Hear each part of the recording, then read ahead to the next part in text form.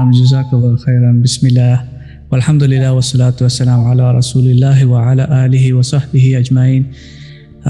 نشهد أن لا إله إلا الله وحده لا شريك له ونشهد أن محمدا عبده ورسوله اللهم لا علم لنا إلا ما علمتنا إنك أنت العليم الحكيم اللهم علمنا ما ينفعنا وانفعنا بما علمتنا وزدنا علما اللهم افتح إلينا حكمتك وانشر علينا رحمتك يا ذا الجلال والإكرام وصلى اللهم على سيدنا محمد وعلى آله الكرام ولا حول ولا قوة إلا بالله العلي العظيم بسم الله الرحمن الرحيم. I did not actually prepare for a lecture. I thought this was going to be questions and answers mostly. And I probably should have warned you that a lecture with me is minimum 2 hours plus question and answer. So I'll try my best in the short interim that we have. And I think really the subject itself cannot be covered in any short period of time. Because we are speaking about human beings who have not yet reached their level of maturity to decide even for themselves, and they are in a world which is surrounded or engulfed with certain ideologies and certain mechanisms that are pretty much beyond the control of our contemporary age, meaning we as parents cannot really control the environs when it comes to our children, and there is no hope in the near foreseeable future of it getting any better. It will continue to get worse until it reaches its threshold, by which time the damages that are done on our children and ourselves is pretty much irreversible. The concept of raising children in Islam is centered around two particular elements, which is ta'aleem and tarbiyah. And these two have to go hand in hand. And collectively, this concept in the Western tradition from the English language is called education, which itself, the word education, is something that has lost its meaning. What it used to mean before, education from the Latin word educare meant upbringing or raising up. It didn't really mean teaching, it meant more of tarbiyah than the ta'aleem. And what's being applied in education now is more of the ta'aleem and less of the tarbiyah, which is really an injustice to the children, where it's basically just a flooding of information into children. And children are basically just being exposed to information, compounded upon information, which their minds psychologically have not developed to be able to understand or analyze or interpret that information and convert it into something that is valuable for them. So many children come out or grow up being smart and being cunning and being being able to do a lot of things that are calculative, quantitatively based. They're able to do mathematics and all these other subjects, but they do not have what's embedded into them with that information, which is the morals and the ethics and the values and the virtues. So in Islam, these two have to go hand in hand, which is the ta'aleem, where the child is taught based on their level, and the teaching is less compared to the upbringing and the nurturing, which is the more valuable. But unfortunately, even in the Muslim world, in Muslim families, that is not the case, because the system that has been now developed and applied into the world, where the objective of raising people up from childhood to maturity is to transition them into a sort of a workforce mentality, where they have particular roles to fulfill, which are called jobs now. So the nurturing that is taking place from the school level is to discipline the child in the same way that you would discipline somebody who is in the military as to what equipment they should use and what station they should occupy and how they should follow the orders and instructions that will be coming to them in the development of not themselves but the greater machine that is working for the others. So the child is not really gaining anything that is beneficial to it, he or she, but is beneficial to something that is of an external component that is going to benefit others who are running the great machine that they have put in place, that system. So from the time that the child is woken up in the morning, they are not taught the etiquette of being grateful for having woken from sleep, or taught to think of He who created them. They are put straight into the mode of get this done and get this done and get that done. Brush your teeth, eat your breakfast, change your clothes, uniform, and then go to school. And then from 7 or 8 in the morning up until 3 or 4 in the afternoon, even 5, that's essentially a 9-to-5 job for the child, because that's what they're doing. It's an office setup. They're sitting behind the desk, and then there is this figure in the front who instructs them and tells them, this is what you're supposed to do now, and after this you do this, and after this you do that. And if the child wants to go to the washroom, he has to ask permission.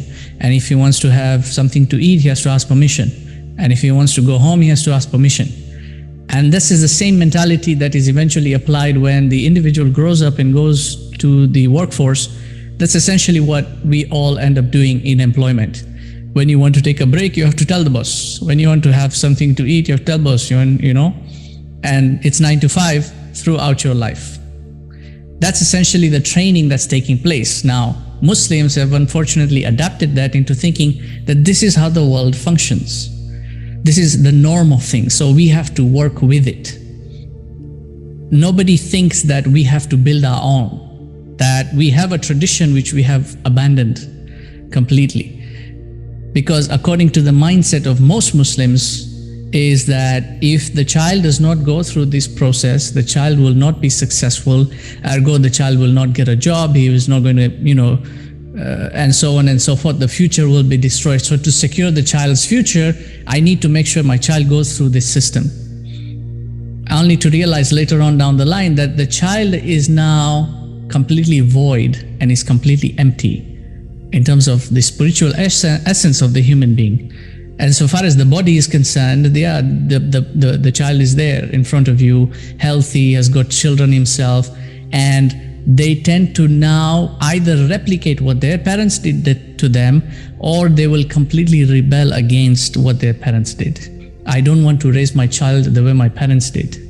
So my parents did not give me, sweets or chocolate and stuff. I'm going to give my child this. My parents did not let me have such and such a thing that I wanted. I'm going to give my child that. So they end up going into the complete extreme side of it. And the beauty of Islam in this case, in all aspects, comparatively to all aspects, the Islam always plays a central role. Islam is the balance between all extremities. Whether you take Judaism and Christianity, Islam is in the center. Whether you take capitalism and socialism, Islam is in the center. Whether you take, depriving the child of all their wants and desires, or giving the child all their wants and desires, Islam plays a center role. The thing that's lacking is this centerpiece.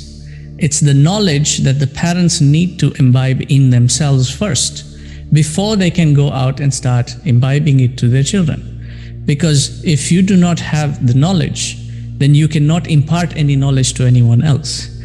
And ultimately now, the child, the parent, the grandparent, every single human being has been sent into this world as a Khalifa unto himself and herself.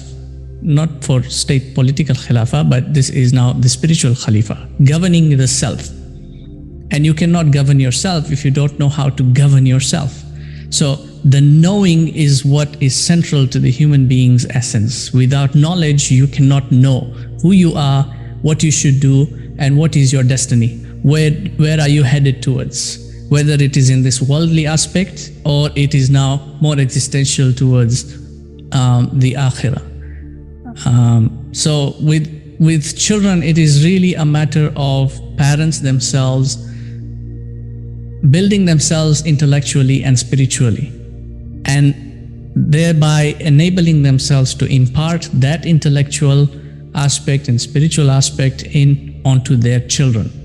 Because if the parent has not governed themselves in terms of their own psychology, their own wants and desires, their own whims and reactions, their own intellectual abilities, then they cannot impart anything to the child. And a lot of parents fall into this void, particularly now when in the early stages the children are controllable, and they also end up doing an injustice on the children because they are not able to understand how to discipline or how to regulate the children.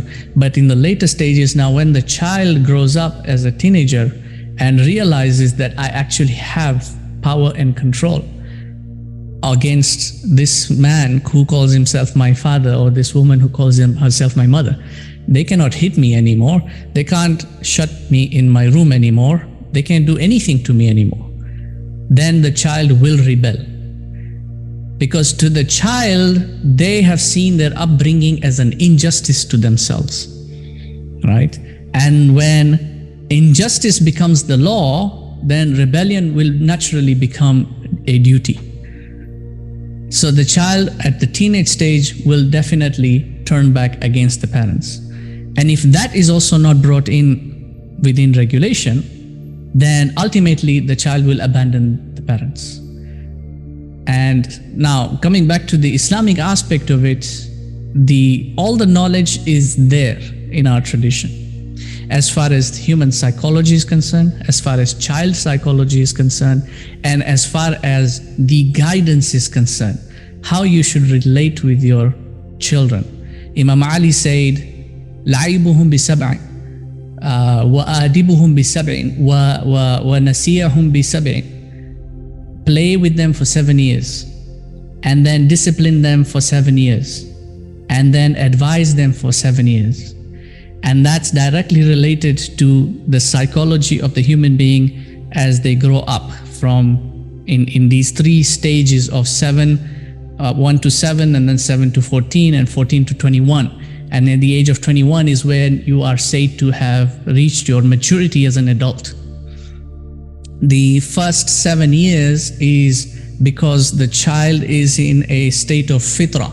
They're still transitioning from the realm of possibilities, right? So they have not developed a reason yet, an aqli yet, to be able to distinguish, because they don't understand causes to effect yet. They don't understand logic and rationality yet. They're still learning slowly, but they haven't grasped it yet. So for a child to lie is the same as speaking the truth. Both are possibilities as far as the child is concerned. So the child breaks something and you ask, who did this? And says, I don't know, it wasn't me. That statement is as much a truth as saying I did this, according to the child. Now that's difficult for us to understand because we've been entrenched in the rationality of the world, but the child is still naive in that sense. So in that regard also, disciplining has to be, it has to be balanced. The parent has to know how to discipline, because disciplining children in Islam does not mean punishment for crime. Discipline does not mean kiboko. It doesn't mean, kneel down or hold your whatever. It doesn't mean that. Discipline means the adab is the shaping and the molding and the structuring. In the same way that you train your muscles when going to the gym, or a soldier goes through his training. That's what it is. It's entrainment. It's to train the child, to show the child these are the boundaries. And it has to be a continual thing, because that's what training is. It's not done once and then it's taken for granted that it's okay, I told him and it's done. It is a continual thing. It has to be practiced on The child will do it again, you have to train the child again. He'll do it again, you train the child again. You see? That's the first 7 years. In those 7 years, all three faculties of their being, which is their aqali, their ghadabi, and their shahwani, are still developing. They are still getting imbibed into this world and how the world functions. In the next 7 years is when the ghadabi and the shahwani they develop faster than the aqali. So because the body is also going through changes when they hit puberty. So they have hormonal changes and imbalances taking place. They've got certain lusts and desires that now start manifesting. They're very angry, they're very moody, they're very reactive. So that's your shahwa and your ghadab, the lusts and desires, and then the reactions and the anger and the moods. These develop faster than the aqali. This 7 is when Imam Ali says, Adibuhum bi sab'in. In this section is when you want to discipline these two. You want to try as much as you can to help them regulate the shahwa and the ghadab. They have to develop. They are not to be suppressed. They have to develop because they will aid the human being later on in his life. But they need to be controlled, because if they go out of control completely, they will overwhelm the aqali. Rationality will not develop. That is what adab means. It's to train them. You get angry, calm down, take it easy, talk to me. What's bothering you? You see, you want this thing, why don't we work out how to get it instead of just, I want it and I want it now.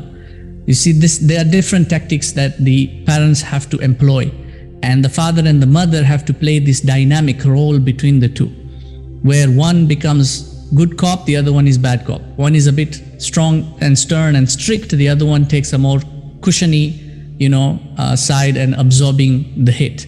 So this dynamic has to play out also. And then in the next 7 years is now when the aqali starts developing. Once these two are now under control, the aqali starts developing, and that's why he said, advise them now for the next 7 years. Because now they're transitioning out into the world. You need to give them the tools with which they will be able to encounter and face the world as they go out there. So in the Islamic tradition, the way the ta'aleem was done, it was done to complement the tarbiyah. So they didn't teach children mathematics and sciences before the age of 7. Before the age of 7, it was they focused more on rote memorization. So they would memorize the Quran, they would memorize vocabulary, they would teach them words, and they would build their language, because language enables intellection.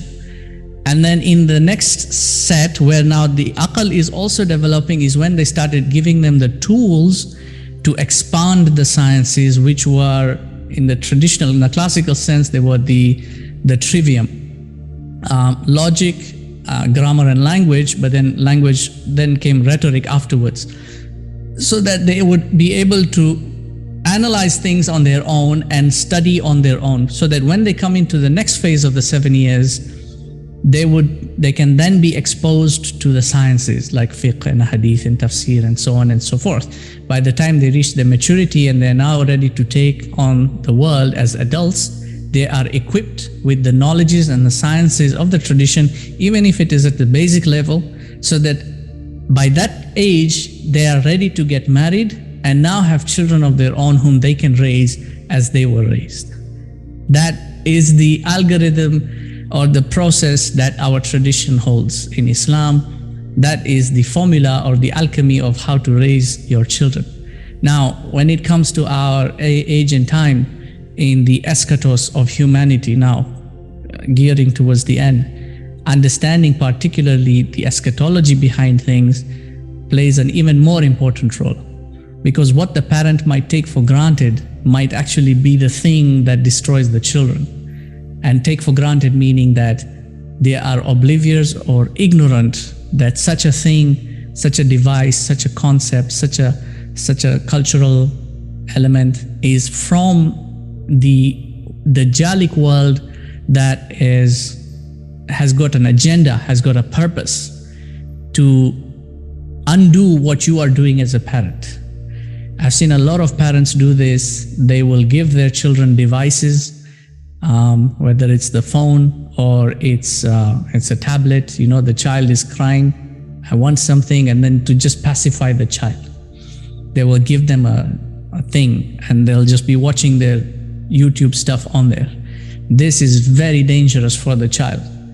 I mean, leave alone the Islamic aspect of it, just speaking psychologically, because in that age now of 1 to 7, you are forcing information onto a child. It reduces the child's capability of absorption, of conversion, because the mind is purposed for one thing only, and that's to interpret symbols and signs and to convert information into knowledge. It has to do it by itself. If you force information on the mind, it will not do it. The brain, in this case, that the mind uses is a dumb muscle. Every part of your body is a dumb muscle. If you don't exert the effort, the muscle relaxes. It doesn't do the work anymore because something else is doing the work for it. So why should I bother? It's a dumb muscle, right? So when you're forcing information, because this is all information playing out on the screen, whether it's cartoons or it's this or it's that or whatever it is, that information is force-fed onto a child. The child's imaginative faculty does not function. The child's estimative faculty does not function. The child's memory and recollective faculty refuses to function. The child's common faculty refuses to function. All these faculties are part of the intellect. They don't function because the information is just given to them. So why should the child make an effort to figure it out? Why should the child make an effort to read and draw out or abstract reality from words? And so this abstraction becomes diminished. So that now when they reach the second age, the second 7 years, they do not have the ability to understand themselves, because what they do and what encounters they go through, whether it's from their peers or their teachers or whatever, they do not know how to interpret that to their own benefit.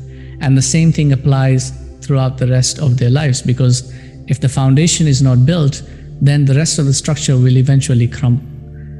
I mean, that's just one example of the device. There's so many examples like these, like the movies that we expose them to, and these superheroes and all these things of, Iron Man and now, I mean, you've got all these Marvel movies that are coming up that are complete garbage.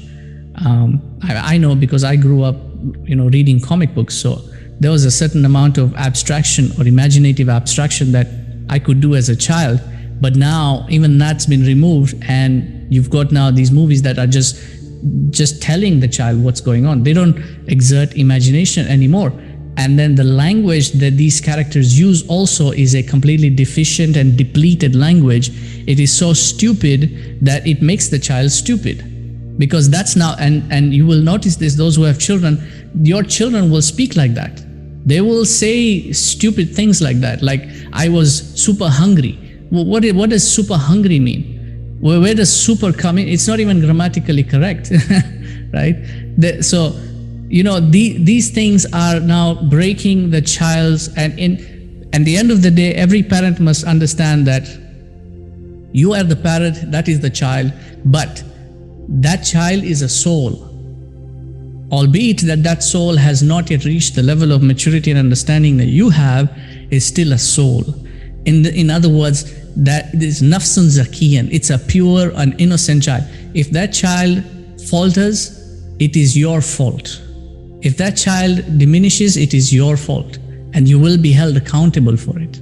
And that's not to speak for different, difficult children who, parents are actually making the effort and struggling to help, raise their children.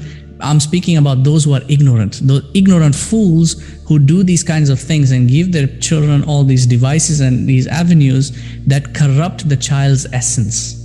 And ultimately, they go out of their control completely. I don't want to take up too much time on that, so I'm going to end with a poem by Khalil Gibran. Is a Lebanese poet. He wrote on children, He said, your children are not your children. They are the sons and daughters of life's longing for itself. They come through you, but they don't come from you. This means you're just a vessel that's bringing them into this world. And though they are with you, they don't actually belong to you. In other words, they belong to the Lord Almighty, and you are just somebody who has been appointed to care for them. So you may give them your love, but you cannot give them your thoughts. You can't tell them how to think, and you cannot tell them what they should do and whatnot. You can only give them your love and nurture them with your love. And if you see the word rahmah is often used in the Quran in association with ilm, and also in association with mawadda, with love. There's always a rahmah that comes with that. That's the nurturing. The rahmah is the nurturing. It is through mercy, and the mother's womb in Arabic, which is rahima, comes from the same root word as the word rahma, also comes from the word rahima, because the mother's womb is a place of mercy for the child, right? So you may give them your love, but not your thoughts, for they have their own thoughts. You may house their bodies, but not their souls, for their souls dwell in the houses of tomorrow, which you cannot visit, not even in your dreams. You can't foresee what they are going to be and how they are going to be.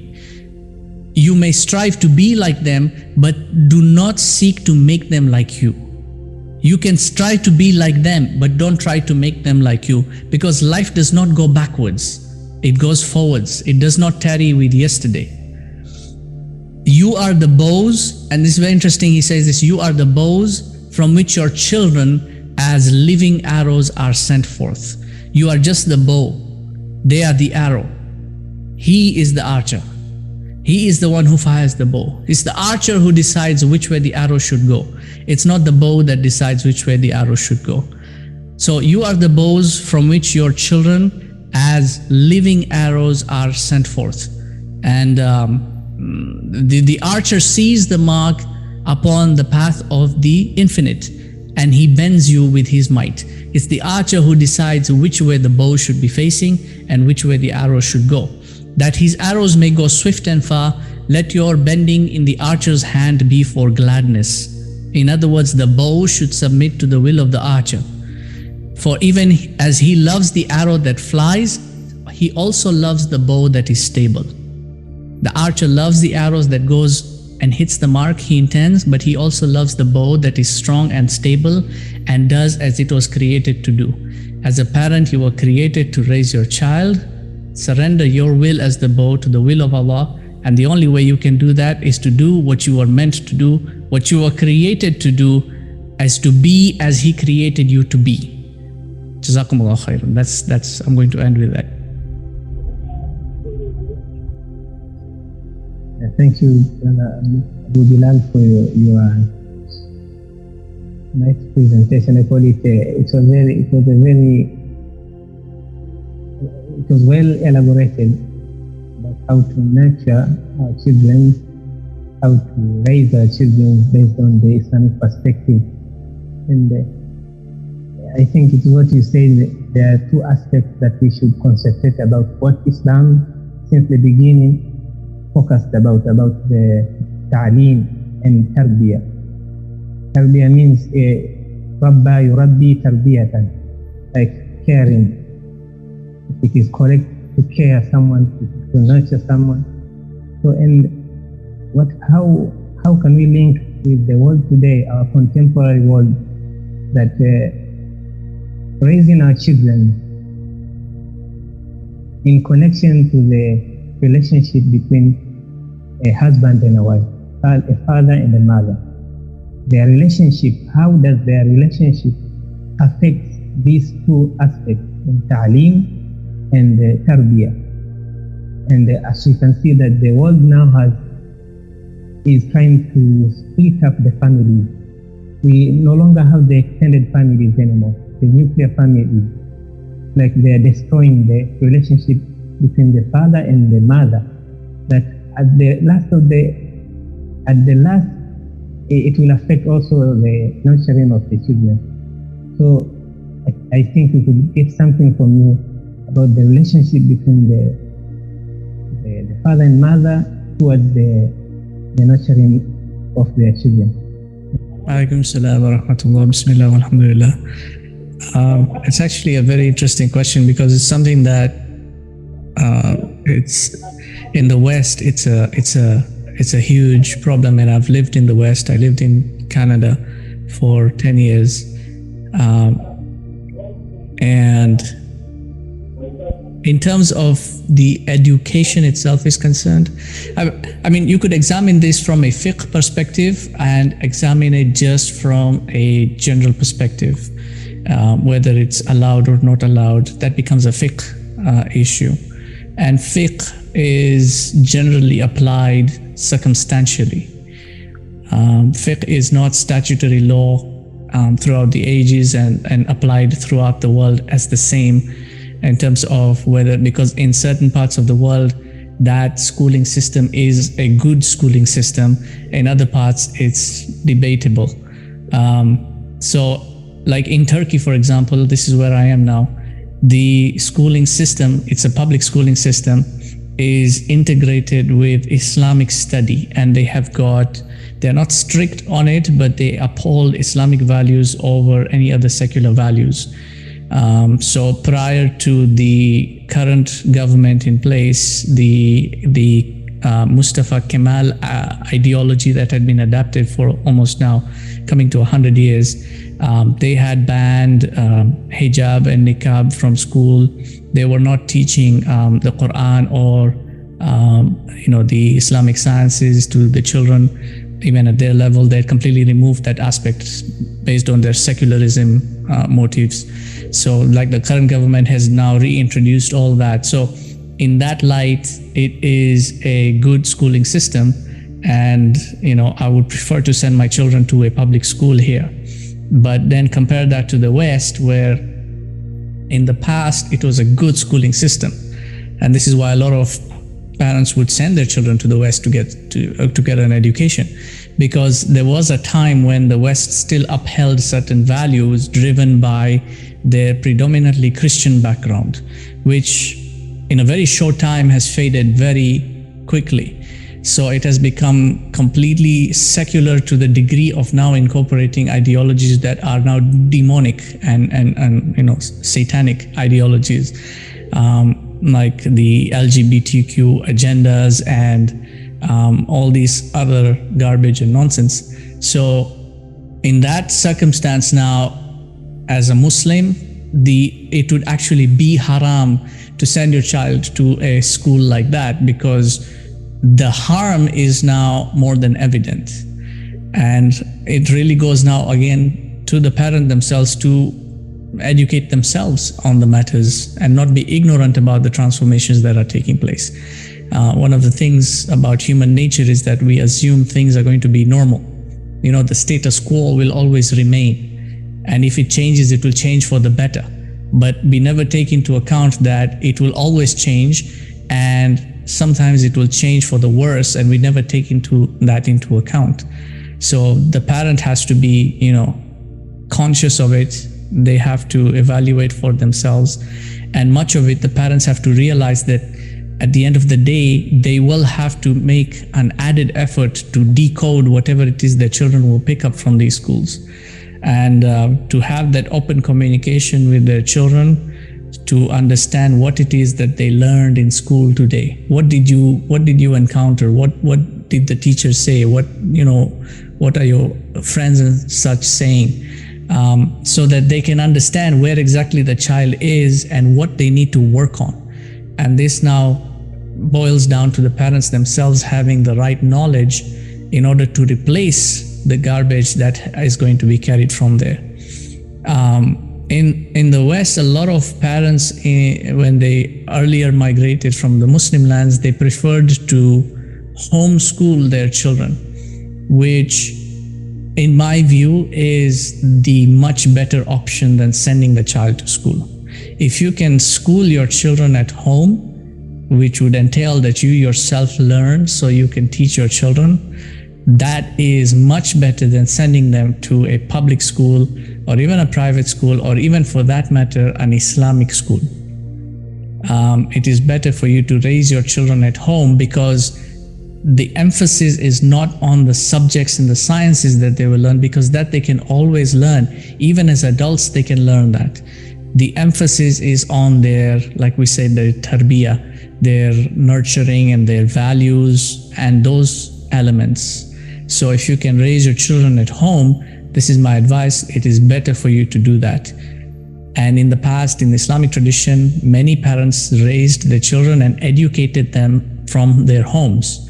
And only at a later stage would they then send them for further education to now the madrasas and such, to advance them. And this is also part of our, contemporary crisis of knowledge, where the essence of knowledge and purpose of seeking knowledge has been completely lost. People will seek knowledge just so that they can secure some sort of worldly element, a livelihood or a job or a career. So learning is done for the purpose of the piece of paper that will qualify you for an interview. But in the past, the scholars, they became scholars not because they wanted to be scholars, but because of their love for learning and acquiring knowledge. But they also had other skills, and those skills were separated from the sciences that they studied.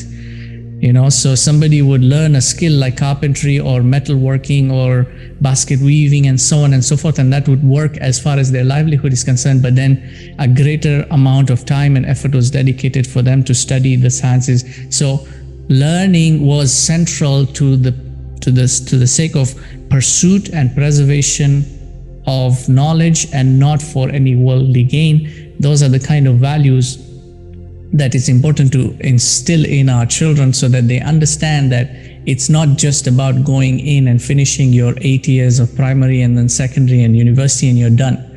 It's about it being a lifelong pursuit.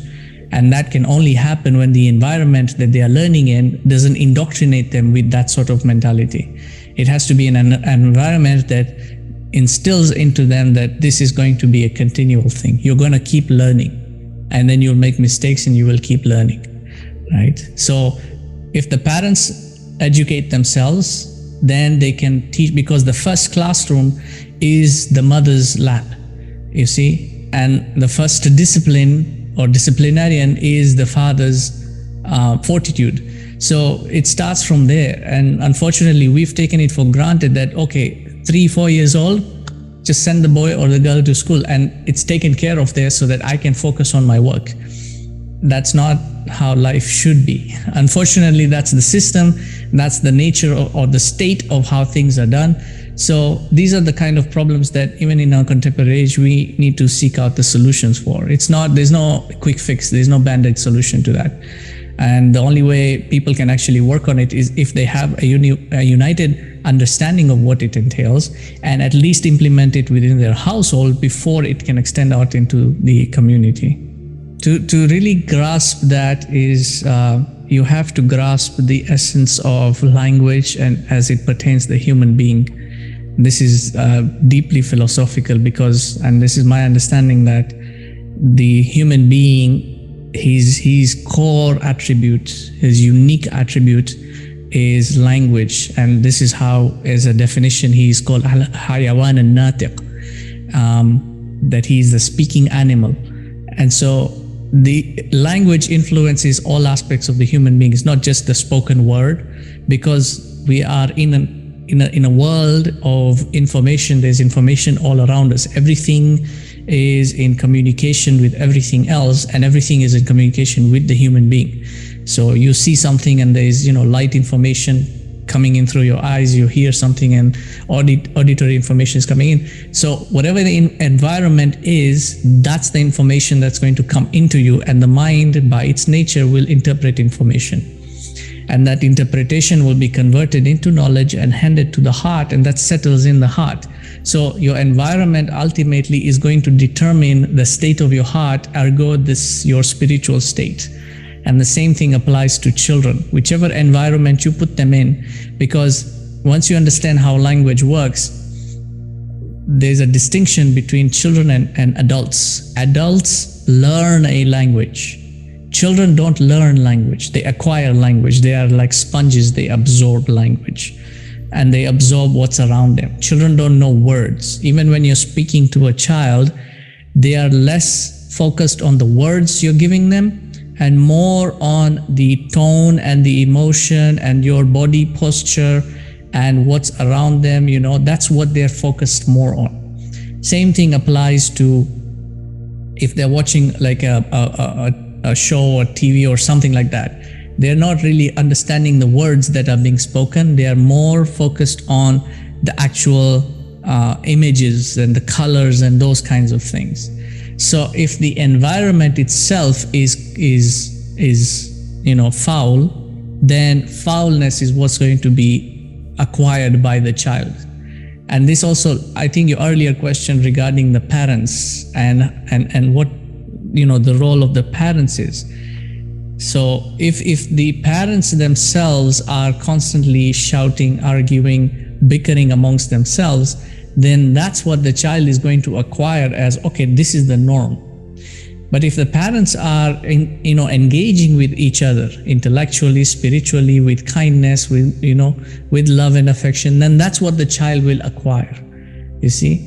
And for the parent, this is the most crucial thing, because the relationship between husband and wife doesn't just involve the husband and wife, it involves the entire home and all those who are around.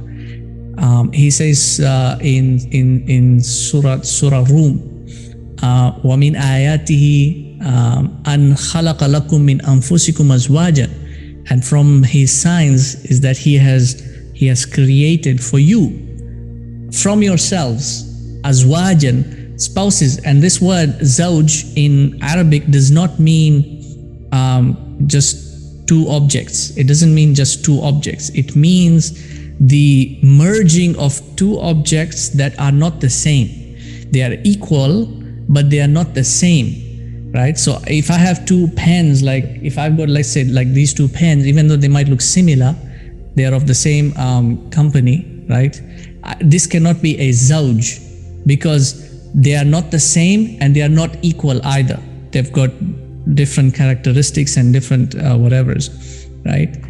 A zawj is that you've got the one that has certain qualities that the other one doesn't have, and the other one has certain qualities that the one doesn't have. And then when they come together, they complement each other. And this is something that it cannot be rationalized mathematically or quantitatively. This is why quantitative sciences or empirical sciences cannot explain love. You see, when you ask these people what is love, they've got all their probes and everything attached to the brain and the scans and everything, but they still can't explain what it is. They feel it, they experience it. You see, because it can't be analyzed quantitatively, because in this circumstance, this unique circumstance that Allah has created, 1 plus 1 is not equal to 2, it's equal to 1. You see, this is why quantitatively doesn't make sense. Because the 1 and the 1, when they come together, they are not 2. They are one, they are together. This is why it's called a union. A marriage is when two objects combine to become one object, right? So the two, and this is why in Islam, nikah is half your deen, means that that portion of your deen which could not be fulfilled for the rest of your life will now be fulfilled by your spouse who will be with you for the rest of your life. Right? She or he will enable you to fulfill the rest of your deen. It doesn't mean that if you do nikah, my deen is half complete, so 50% I'm good. You know, on Yawm al-Qiyamah I have a case, 50% I'm good. It doesn't work like that. Half your deen means that it's the other half now that will help you fulfill. Then you come together. And then he says in that, litaskunu, azwajan litaskunu ilayha, so that there is tranquility, and litaskunu also means harmony between the two of you. So that the two of you coming together, there is now harmony between the two. Meaning the husband and the wife, the father and the mother have to be on the same page. They have to be in harmony with each other, because the children are observing them. And they are acquiring this language between the two of them through this observation and being in that present environment. And then he says, وَجَعَلَ بَيْنَكُمْ مَوَدَّةً وَرَحْمَةً. And he has placed between you mawadda and rahma. And mawadda is not like hub or ishq. Hub and ishq is more outward, like you're attracted to somebody and you're pleased with somebody. Mawadda is transcendental love. This is the thing that they can't explain. Why do I feel this way? Mawadda is transcendental. It's of a higher maqam. And Allah subhanahu wa ta'ala is al-wadud. It's from the same root word, right? Mawadda is transcendental love. That's what He's placed between the two of you, but it cannot be fulfilled without rahmah. And this is why you find that rahmah is really the foundation through which all things, or really it's the facilitator of all other things. Whatever you want to achieve in terms of anything that you commit yourself to, rahmah has to be present. If it is ilm, it has to be rahmah. Like Al-Khadr, who he's given rahmah, and then he is given ilm. With the Ashab al-Kahf, when they ask for guidance, the first thing that they ask for is رَبَّنَا آتِنَا مِن لَدُنْكَ رَحْمَةً وَهَيِّئْ لَنَا مِنْ أَمْرِنَا رَشَدًا. So rushd in this case also comes through rahmah. And he begins the Quran, Alhamdulillahi Rabbil Alameen, Ar-Rahmanir Rahim. So the kindness, that's what facilitates everything else that you do. In the exchange of the husband and the wife, the mother and the father coming together, if there is no rahmah between the two of you, then you cannot expect your children to grow up with kindness, because they are going to observe you. You see, they are going to absorb from you. There's a very interesting documentary that came out on Netflix. It's a true crime. It's got 3 series. It's about a woman who murdered her husband, and they were both bodybuilders and high on steroids and everything, and had a toxic relationship, which eventually affected the children, such that when now they're interviewing the children as they're grown up, the daughter was also in a toxic relationship. Her husband was abusive to her, she was abusive to him. The son was also in a toxic relationship. He was abusive to the wife, and the wife was abusive to him. And likewise, the likelihood is that the same will carry on to the next generation as well, right? And so this also goes to the other question that you asked about the ayah in Surah At-Tahrim. Ya ayyuhalladhina amanu qu anfusakum wa ahlikum naran, right? Protect yourselves and and ahlun here can mean community, but the community originates from the family. So one of the meanings of ahlun is also the family. So protect yourselves and your family from the fire, which you do how? This is where the Quran, you see, the person has to now start thinking, how do I protect myself? Okay, this is the guidance. This is what the Quran is meant to do. It's meant to teach you love and respect for one another, so that the environment you then cultivate. Because the Quran, one of the riwayat say it is ma'duba, the other one says it's a ma'daba. The one is a feast, a banquet that is inviting all of creation to come and participate and drink and eat from the fruit of the Quran. The other is a place, is makan, where adab is taught. And this adab is the entrainment. It entrains the mind into how to think and how to speak and how to relate with one another. So the Quran teaches you the language with which you need to interact with, how a father should speak to a son, how a son should speak to the father, how you should interact with your spouses, and vice versa, how you should treat your children, how children should be treating their parents. The language is what now entrains the human being, so that the environment now becomes cultivated. And if you now go into the particulars of that, you will see this with a lot of parents. This is what you call a toxic household. Parents will tend to speak the language of pop culture, for example. They'll tend to speak slang in the household. They will be mostly engaged with the Facebook and the TikTok and the Instagram and all that. You see, I've seen parents do that. They'll take out their phone in front of their children and take pictures of the food before they say Bismillah to eat the food, right? And so what is the child getting from that? See, if my mother is doing this, then it should be okay to do, right? If my father is doing that, then it should be okay to do. And that's what's being nurtured in the child, right? So then you can't expect your children to be disciplined. You can't expect to raise them well. You can't expect anything from that. The fault ultimately is yours. I'm sorry, I can talk about this for hours, so let me not go too much into it. Thank you very much. I have a question. I have a few questions. The number one would be, for example, okay, can you give an example on how to ideally discipline your child? That's the first question, and I'll just ask the second, and then you can.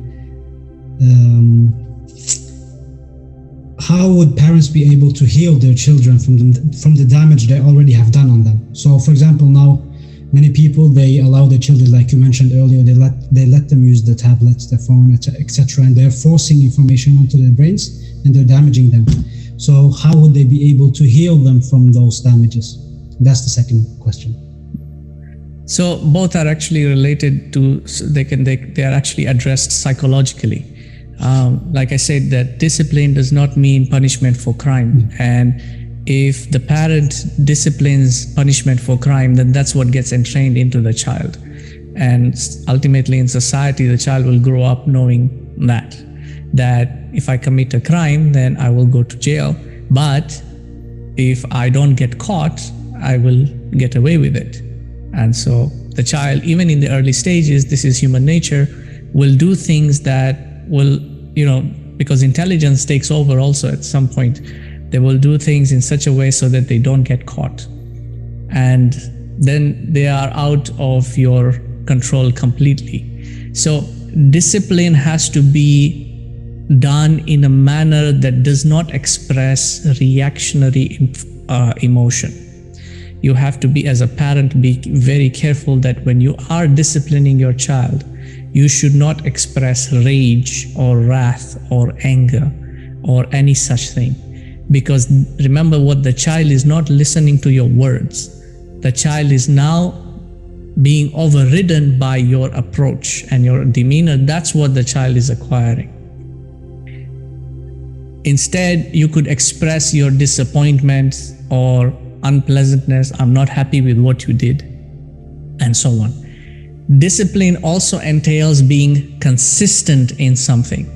If you are consistent in something, then you will not even find the need to take an object to hit the child with, right? So if you tell the child, clean up your room, the child does it, clean up everything, tidy up. After 5 minutes, the toys are out again, everything is a mess. Didn't I tell you to clean it up? Yeah, clean it up right now. After 5 minutes, again, it's like that. How many times do I have to tell you? Again, it's like that. Then finally, the parent loses it. I think there's only one way to give you a lesson, and then, the belt comes out. That's where the mistake lies, because children will do that. They'll constantly do that. If you instead express, let's say, a disappointment, for example, because human beings psychologically are motivated by two things, and this is how the Quran also approaches with human nature. It's targhib and tarhib. It's reward and punishment, right? So it's the expectation of something good and the fear of something bad.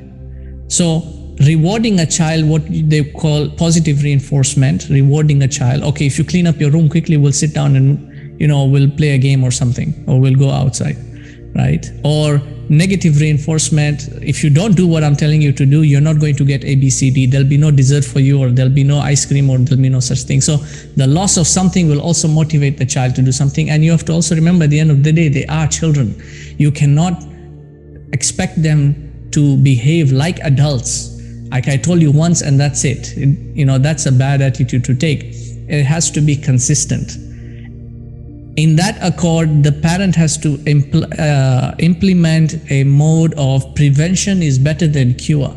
Preemptively, keeping an eye on the child from not doing something or doing something they're supposed to is better than fixing the problem afterwards, because ultimately the child will then get entrained, okay, my dad is watching me. If I touch this, if I tell my son, don't take this, don't touch this, and I do it many times, and then I do it, he's going to test me. Children will do that. They will test to see, are you watching? Are you still on the same rule, or have things changed? So he'll try and, do it even though I'm not watching. You have to observe him, you see, so that he's constantly aware, okay, my dad is watching me, I better not do it.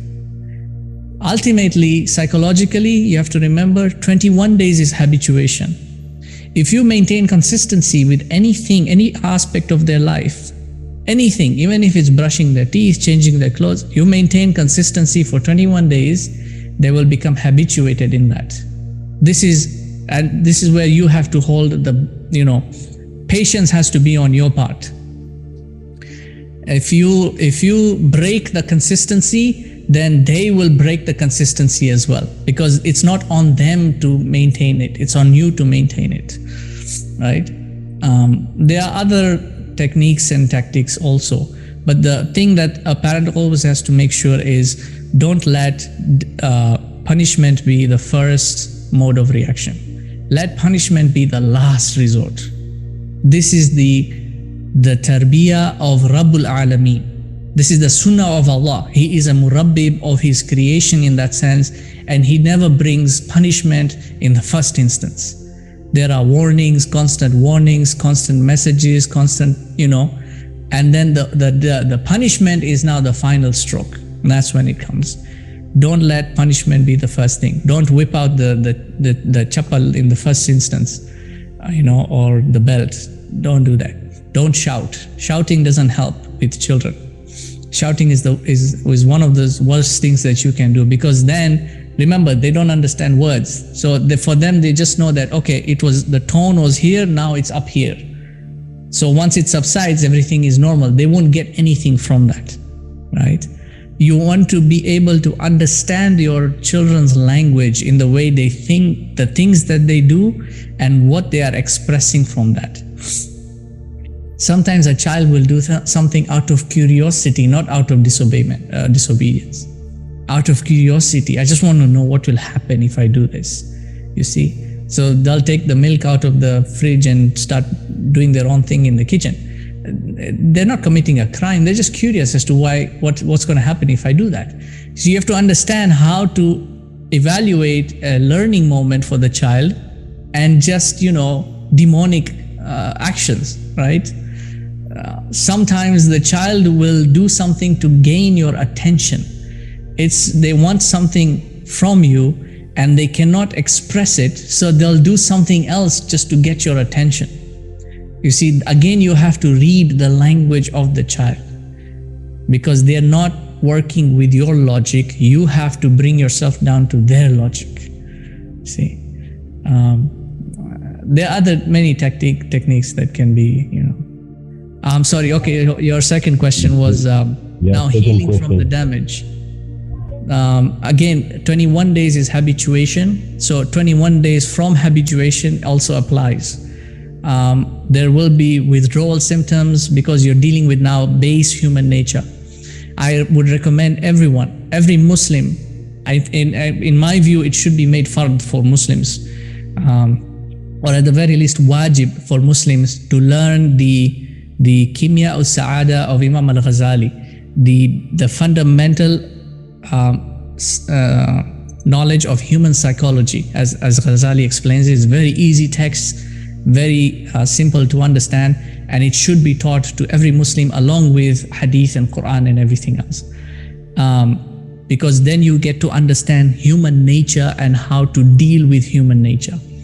Human nature takes 21 days to habituate, but when you break the habit, if the will is not strong, then withdrawal symptoms would be experienced. So a smoker who's been smoking for a very long time, for him to go cold turkey, he needs a very strong will. Otherwise, he'll fall back to the same cycle. So they allow you, you have to allow yourself some time, because psychological healing is much longer, takes much longer than physical healing. The 21-day period is usually applied even for alcoholism and treatment of those who go for rehabilitation. So 21 days of withdrawal from something will help in reversing the effects and bringing the psychological state of the child back to normal. But you have to now apply multiple different tactics like distraction, filling the gap, filling the void, because now if they are hooked on something like the device, and they will, for example, they will only eat if the device is there. Now you're trying to force them to eat when the device is not there. It's going to be very difficult. So you kind of have to be smart in that also, and come up with different techniques or tactics that you will use to sort of give them a diversion, pull them aside, give them something else, fill in the void. What we used to do is we used to take the kids for camping. Every once in a while we would go camping out in the wild with nothing, and everything is do whatever you can, whatever you've taken with you, that's what you use. No electronics, no such thing. So being in complete isolation with nature helps the child realize their fitrah, because fitrah is being with nature. Going against fitrah is being in an artificial state. So those are different techniques that you can use now when trying to heal the damage. Take the children to a different environment where they can preoccupy themselves now with other things that will be more appealing to their human nature than the devices that have been giving them an illusion or a delusion of that. But the worst thing that you can do is to break the habituation period. If you break the habituation period, minimum 21 days. For other children, it might take longer. Each child is different. Each soul is different. For some children, it might even take 6 months to get over it. So if you break that before they've habituated themselves, then the effect is even worse, because when it comes back with aggression. So they'll do it even more, right? Yeah. Thank you very much. Alhamdulillah, all my questions have been answered, but I just have one question. So Ustad, I was wondering, what is the advantages of teaching the child your mother language? So for example, in this instance, I am very grateful that I was taught Urdu. So because today's world, there is this thing called identity crisis. So does it help to cope with that identity crisis, that if okay, I live in America, but still I am an Indian and I know in Hindi and I can read and write in Hindi. So does teaching the mother language help in this?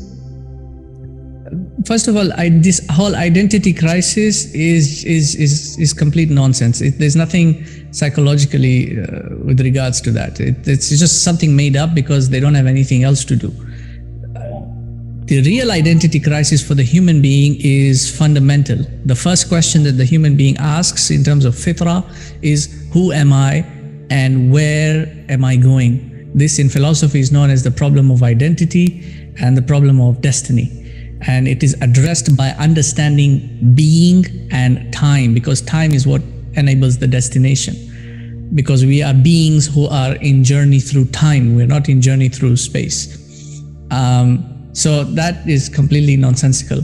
But for the human being also, it is important that they understand where they have come from materially, biologically, or what their roots are.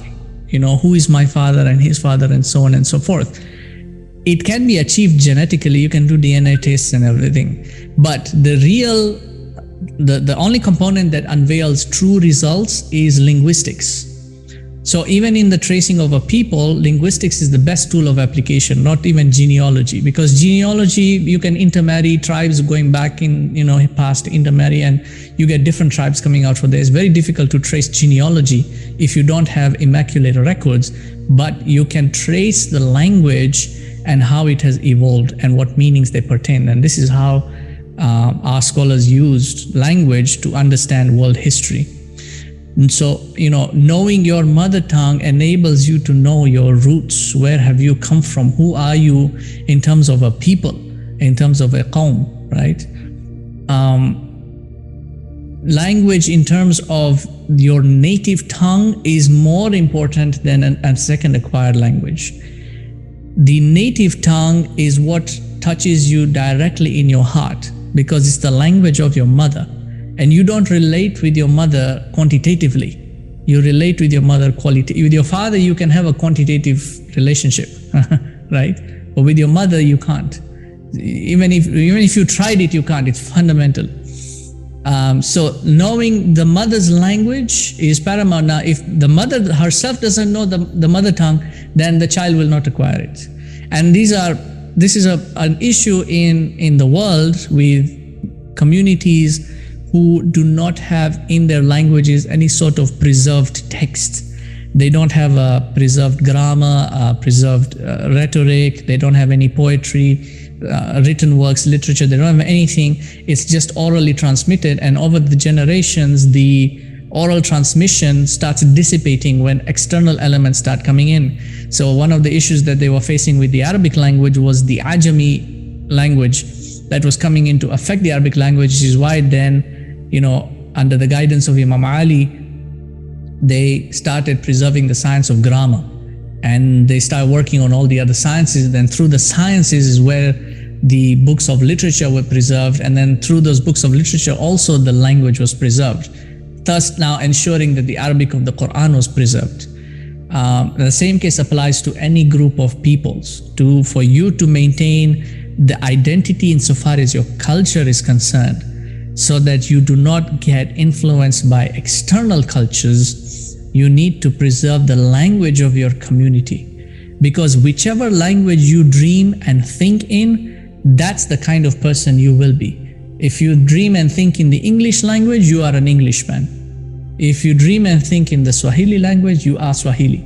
The Prophet ﷺ said in a riwayah, "Man takallama al-Arabiyya fahuwa Arabi." Whoever speaks the Arabic language is an Arab. Now, maybe not from the genetics, but the very fact that he thinks and dreams like an Arab, he is an Arab, because language develops thoughts, and thoughts project worldview. Every culture has a different worldview of what reality is like, and they cultivate the world accordingly, right? So if you think like an Englishman, you will build the world according to the way the Englishman builds the world. If you think like Captain America, then that's how you're going to view the world and build the world. It's the same case, right?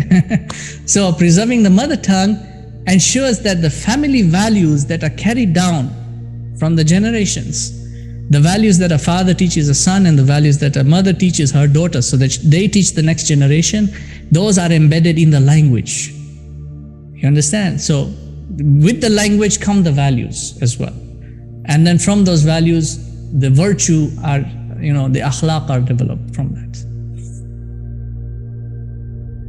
No. I have a question, if I can help. So it's regarding language, and so let's say the parents are, let's say the child is mixed race, right? So sorry, the child is mixed race. Mixed race. The Okay. parents of different continents. Mm-hmm, mm-hmm. So how would that, like, the language, because the language of the mother then would have to be the more dominant one, or Yeah. because as I understand, mothers are the one who pass culture to the next generation. Well, how would that affect it? Fathers also will pass culture in that regard. So when you have a couple, mother and father, who are from the same, culture, then both of them will be speaking the same language. But now when you have a father from a different culture, mother from a different culture, then you actually are at an advantage here, because the child can, if the parents do it right, they can teach the child 2 languages, and psychologically, the more languages you learn, the better your ability of intellection. Because what language does to the brain is it unlocks what are known as neural pathways. This is called neuro-linguistic programming. Every language you learn unlocks a neural pathway, and that becomes a new algorithm in the mind, in the brain. So the more languages you learn, because the more words you acquire. A word in one language will mean something. In another language, it will have a slightly different meaning, referring to the same object, but together now you have a more expansive understanding of the thing, right? So I can call this a pen in English, and I know what this is. I can call it a qalam in Arabic, and the Arabic meaning will expand the understanding of this object. Because then when I go to the Quran and I see what the meanings, contextual meanings of the word qalam are, it expands my understanding of this. If I didn't know Arabic and I only knew English, then my understanding is limited to the English language. So the more languages a person learns or acquires, the better their intellection will be, because their understanding will be expanded. More words will unlock more neural pathways, and each sentence in every language is different. The structure, the syntax, that's the algorithm now. Where the word comes will unlock a different pathway every time, even though it's referring to the same thing. So polyglots tend to have, better brain capacity. That's why in our tradition, you will see most of the great ulama, they spoke more than 2, even 3 languages, and they spoke scholastic languages. So they spoke Arabic, they spoke Farsi, they spoke, some of them spoke Greek and Latin, because they were also doing translation of works. There were others who were learning medicine, so they actually learned Chinese as well, which is a very sophisticated language. There were others who were dealing with the Hebrew tradition, the Old Testament and study of the Old Testament, so they learned Hebrew as well. So their language capacity expanded, and then you get these great geniuses in our tradition, like Maulana Rumi, for example, whose poetry, it can be elaborated in Farsi as well as in Arabic, and the combination of those 2 languages in Urdu, it can also be elaborated in that, right? For the East African community, going back now, when the Arabs were migrating to East Africa and they intermarried with the Bantu, this is where you get the Swahili language. And if you compare I don't think anyone speaks Bantu anymore, but they do have records of how certain words were and what they meant. If you compare the linguistics of what it means when a Bantu describes a tree and when an Arab describes a tree, and then you merge the 2 together to see how does a Swahili describe a tree, you get a more profound understanding between the 2 languages, right? No. Okay. As far as the stick is concerned, the whip or the stick or the kiboko, the idea behind that is that it becomes an object of fear. That's what it should be applied as, not to be used as the object. So the idea is that so long as it's there and the ustad is holding it, I got from my Ustad Muhammad Sheikh. This is what he taught me, right? Because he used to have a bamboo stick with him, but he never used it. I mean, he used it a few times, but not that common. And the idea was that so long as that stick was there, everyone kept quiet and everyone did what they were supposed to do, because we feared the use of the stick. But he didn't even need to use it. That's what the concept here is. So for me, what I do, I have like I just pick something. I used to have a stick as well. And all I would do is just use it as a thread. Do you want me to use this? Do you want me to hit you with this? This is what I would do. And keep it on the side. So anytime the child misbehaves, I just have to look at it, or I just have to pick it up. And the child understands, okay, this is it. But doesn't need to be used. This is the concept. Unfortunately, what a lot of these people are doing is they're actually using it every single time. Ultimately, it is a pointless weapon. Why? Because number one, the child will always develop a tolerance for pain. And then number 2, the child knows that it's just 1, 2, 3 and the job is over. So I just have to hold myself for now only, you see. So even as children, we used to try different techniques. Like one thing that a buddy of mine used to do, he used to sit on his hand. Because if he knew that the punishment, he used to sit on his hand for a few minutes so that the hand becomes numb. So when he goes in here, he doesn't feel anything. Right? So, the child it becomes a pointless thing. But the fear of it, that's the thing that because remember, it's tarheeb or targheeb. You see, it's the fear and then the promise of reward. So it's not the thing itself, it's the fear of it that keeps the child in check. This is what the ustads, the ma'alim, they have to try and work this, because in the past, this was part of the tradition.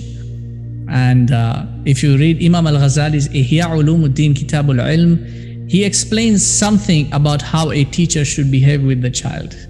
And in fact, he insists also that, teachers should learn what are known in the Unani medicine as the 4 humors. To understand the psychology of each child being different, so that the teacher can now evaluate whether I should use the stick with this one or give him a different kind of, reminder or a punishment in this case for whatever they do, how to gauge and evaluate. That's a different discussion altogether. What was the second one? I wrote it down. Mingling in the neighborhoods. You have to remember that children are innocent. Even the children of other families and other denominations, they are still innocent children. They have not reached the age of judgment. So, but undoubtedly that, they will influence each other. But allowing them to intermingle with other cultures will also create a bondship and a relationship that could carry on for years, and if the Muslim child, develops a certain character that is worthy of notice, then that could be the opening or gateway for the non-Muslim child to accept Islam. And it has happened with friends before. People can attest to that their own friends under their influence became Muslims. Now, if the character is not well nourished, then the opposite effect will take place. The children your child will either abandon Islam to become an atheist, or will take and adapt the culture and more, religion of the other children. But you should not prohibit your children from, coming out into the neighborhood, because sometimes it is through children that the families themselves can come together. You see, and that's also happened before. And no one can deny that it is through their children that a certain family became a Muslim, became Muslim. There is no prohibition in Islam that says that you shouldn't let your children play with the children of, the Christians or the Jews or even the Mushrikeen for that matter. Now, it will also be incumbent upon yourself in this case, whether or not you are able to, first of all, filter out the things that they will acquire from the others and then transform them, because they will come back home and say, oh, so-and-so told me that I can do like this and like that. And the parent realizes, oh, this is danger here. So first of all, the parent has to undo the effect that it has had on his child, but it's also the parent's responsibility to go out and now help the other child as well, because the child is innocent. Where did he acquire it from? Maybe there are problems in their home. Maybe this, maybe that. It becomes a communal responsibility for the individual. In my view, there is nothing to say that it is prohibited for children to go out into the community and intermingle with others in the neighborhood. There was a third question. I didn't write it down. With Nuh's son, Canaan, he was called the 4th child who did not, board the ship, and he refused. You have to understand that at that age, all his sons were already past the age of puberty. So technically, as far as Sharia is concerned, they are already accountable for their own actions. And Nuh alayhi salam could not do anything in that regard to impose on the child to, you better do what I'm telling you to do. It's his choice at the end of the day. It's like what the poet said, Khalil Gibran, you're just a bow. Once the arrow is gone, if you've ever done that, if you've ever done archery, once you release the arrow, you can't control it. You can't control which way it goes and change direction and whatnot. So it's and this is not just end of, Akhirul Zaman, it is throughout human history. It's just base human nature. Sometimes you just, even the Bible says it, you have to let them go. If they come back, they come back, as the prodigal son returns. And if they don't, they don't, So you can't control them in that sense. This is why the parent's effort begins from day one.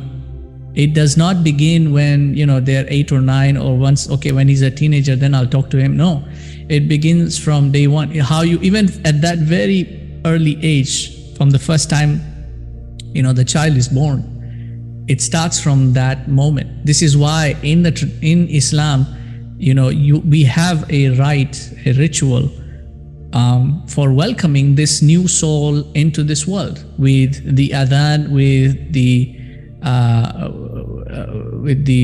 adhan and with the dates and something sweet on the tongue and the iqama.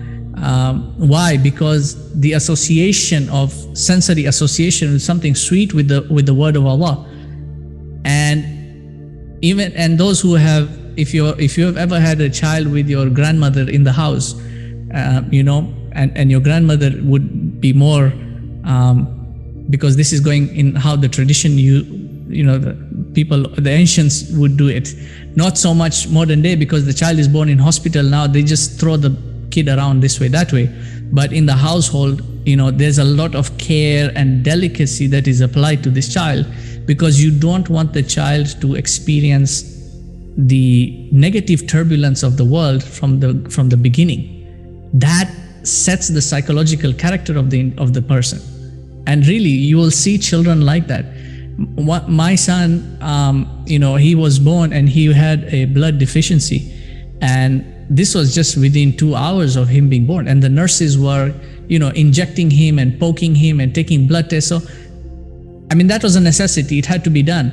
But picture what's happening to the soul in this case.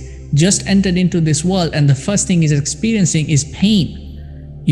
Pain it cannot explain, and it's fighting and it's rage and it's that. Now, psychologically, that's what develops in the child. The rigidness and the stubbornness. That's what. So, you as the parent have to cultivate that, and you have to be patient with that. And it begins from day one, constantly. How you relate with the child, the care and love and attention you will give, will determine how the child's psychology is going to develop over the years, right? Ustad, Wallahi, it is very much beneficial what you've taught us.